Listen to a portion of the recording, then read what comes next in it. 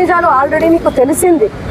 దయచేసి చెప్తున్నా, థంబ్నెయిల్స్ చాలా పెయిన్ఫుల్గా అనిపిస్తున్నాయి, చూడలేకపోతున్నా. మా నాన్న, మా అమ్మ, మా ఫ్యామిలీ చాలా క్షోభకు గురవుతున్నారు. నాకు మా నాన్న అంటే చాలా ఇష్టం. చూడండి, చిన్నప్పటి నుంచి నేను మా నాన్న స్టోరీ చెప్తే మీరే ఏడుస్తారు.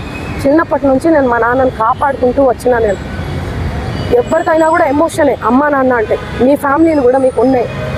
మీరు చూపించేదాన్ని బట్టి జనాలందరూ కూడా తప్పుదోవ పడుతున్నారు, మిస్లీడ్, తప్పుగా అర్థం చేసుకుంటున్నారు. నన్ను తిడితే మీకు ఇష్టమా?